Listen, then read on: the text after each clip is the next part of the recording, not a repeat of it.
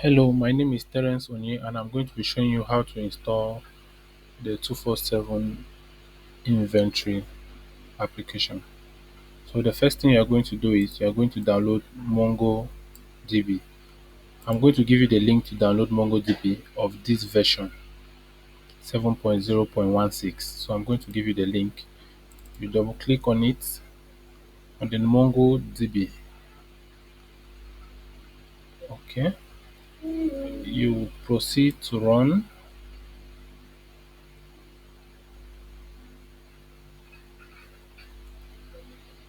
Take next. You accept terms. You take complete and leave everything as it is.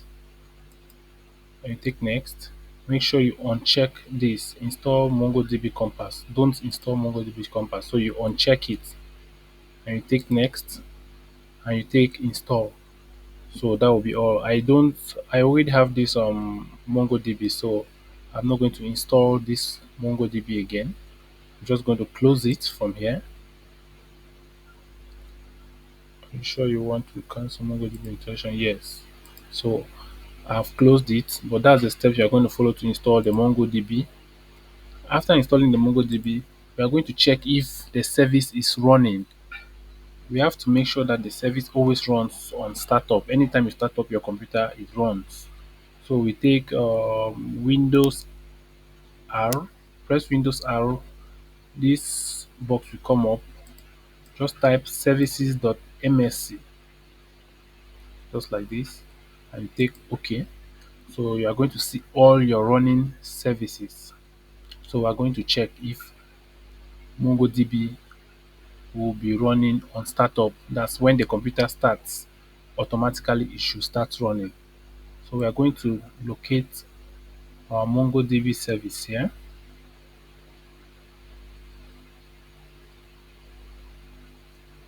And here it is. So it is running. Our MongoDB is running and it is on automatic. So if you check and your MongoDB is not on automatic for this startup type automatic, that means it will start on startup of your computer. Anytime you boot your computer, it starts running in the background. If you check and it's not in automatic, just right click here and take properties. Then startup type, make sure it is automatic. You just select automatic. Your startup type may be manual or anything else, but just make sure it is automatic and you take OK or apply. So that is all for MongoDB. We can now install our setup for the 247 inventory. So we are installing our inventory app.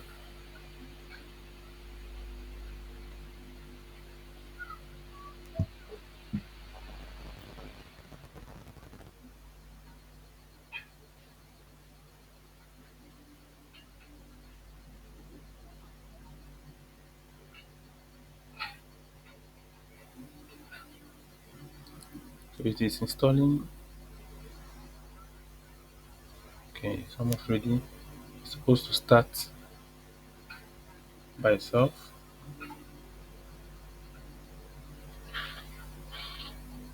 So let's give it some time.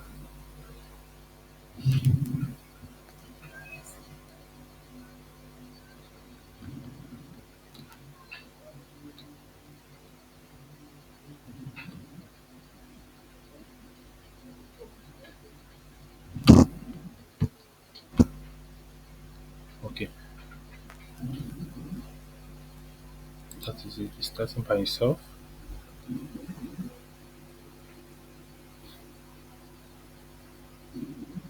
Okay, so this is our app. It's ready. So on first setup, if you have never installed this app on the system, it's going to open like this. And you just make sure you have internet connection. For now, I don't have internet connection, so I can't really proceed. Can't really proceed. I need to have internet connection.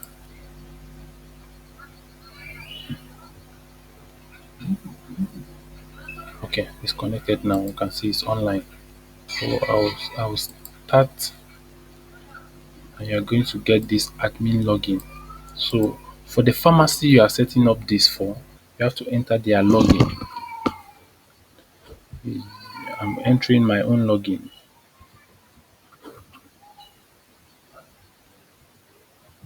So enter the login of the pharmacy, the online login. They have their pharmacy email and password online. So enter that online login here. I think I have my password too. Okay. And you can view the password if you want to view, and you log in. So you should have internet connection before doing this, else it's not going to work. So that's logged in, and we now have our dashboard here. You can see we have 76 products and we don't have any staff locally. You can see all your products here. You can see all your products here. And you can as well download the products, PDF, Excel, or you print them. Or you can make search as the admin. You can search if you want to search. Okay.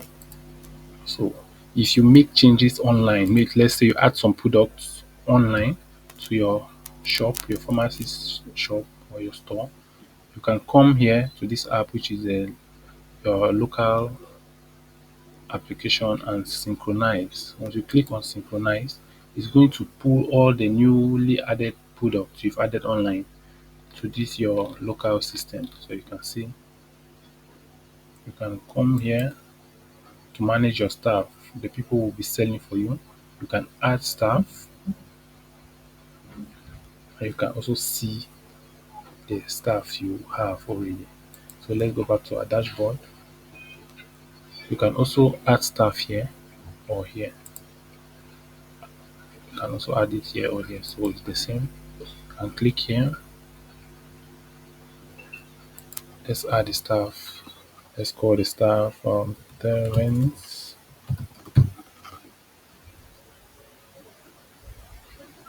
Onyeweke.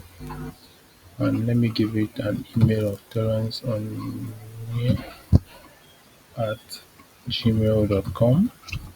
I'm going to give him a password, and I'm going to give him a phone number.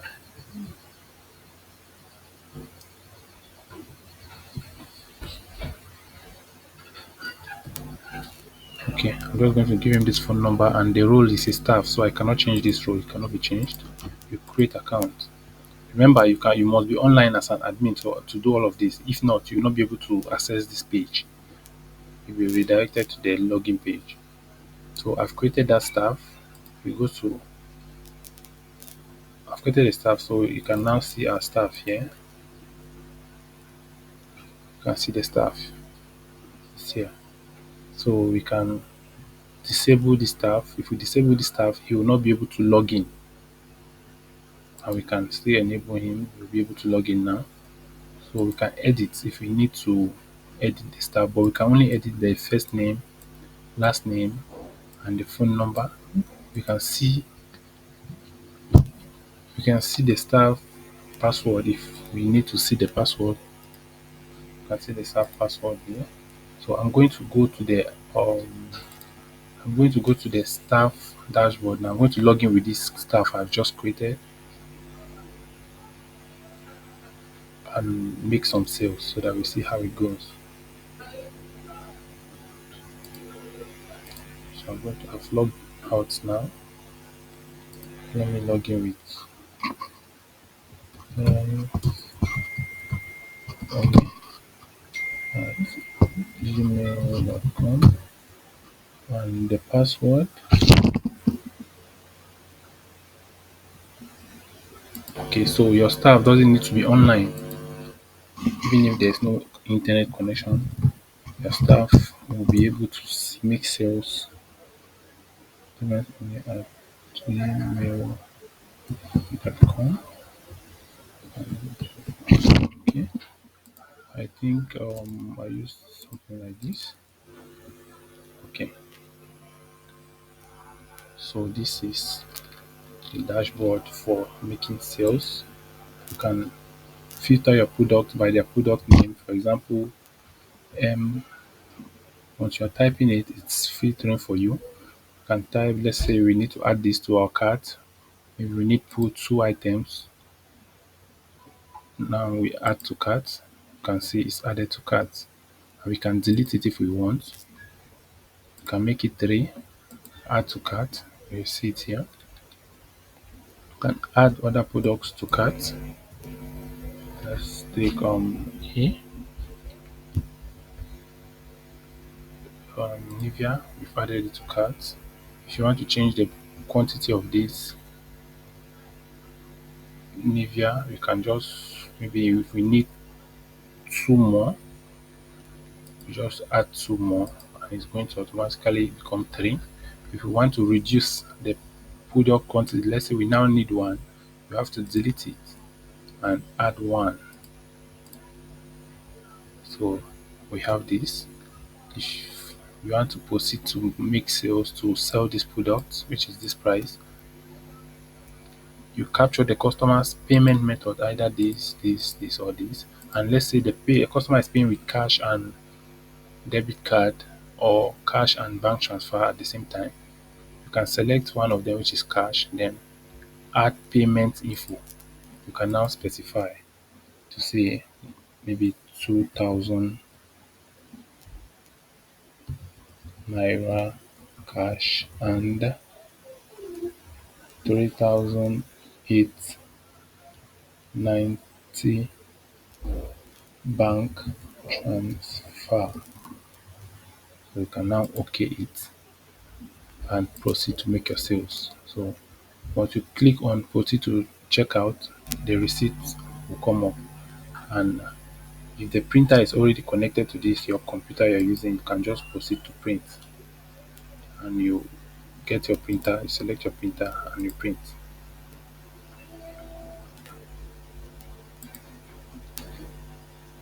So once you print, that screen is going to close and you're going to return back to this place for new sales. So let's add some more sales. We've added these items to our cart, and let's assume the customer is trying to make payments. Let's assume the customer is trying to make payments and the payment is not going through. You can put this cart on hold. You can click here, hold this transaction. So you can see there's nothing here. But once I click on hold this transaction, cart paused successfully. We now have carts on hold one, and you see our cart is now empty. You can continue to make other transactions or can continue to make other sales.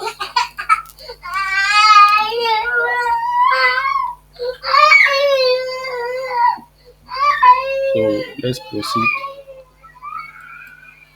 I'm making these sales now. So I'm selling another product, another set of products, and I can print my receipt. Print. So the card we had on hold is still there, but if the customer now is ready to make their payment, you can just come here and do and click here. You are going to see that product, that same card you put on hold. So let's just close this for now and add some more cards on hold. Add this on hold. Now we have two on hold. Let's click there. You can now see the two on hold. So let's resume this. To resume this, you click on this edit button here. When you click on it, this place will automatically be populated with the items that were in the cart. You can then proceed to make your payment and you print your receipt. So if you want to go back to print a customer's receipt, maybe the printer was not properly connected and you couldn't print the receipt at that time, you can see all the receipts here. I see all of them here. No matter how many they are, you can always take next to see them. You can just come here and click here. The receipt will come up and you click print. If you are targeting this receipt, these are their transaction references. Their transaction references and their amounts. So you can just, and their dates, you can just click here or anywhere you want to, any receipt you want to print. So if you have products, so many of them, you can actually come here and select this to see all of them. up to 100 of them at the same time, or you see just 10 and you have your pagination here. So if you want to sell with barcode, you can just click here and use your barcode scanner to scan the product. Automatically, when you scan the product, only that product will be listed here. For example, we scan Emzo, Emzoline, for example. We are going to have only that product here, and you can just change the price and add to cart as you want. So you can still scan another product. Once you click here, you scan, that product will appear here. So after sales, after sales every day, you should endeavor to synchronize your data, pushing your sales record online. So what you should do is you connect to the internet. Remember, what you are doing here is not connected to the internet. You are doing this thing locally. It's not connected to the internet. So you should try or endeavor to connect to the internet. Then you click on synchronize.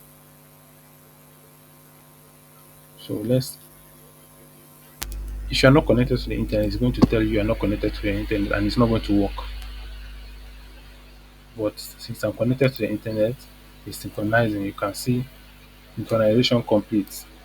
So maybe you are not so sure and you want to try again, click, it's going to tell you you are already up to date. So if you are not connected to the internet, maybe let me just disconnect my internet and try. It's going to tell you network error. You should have to connect it to the internet. So that is all for this application. You can always log out here, and if you are the admin, you still log into this place. So that is all for the application.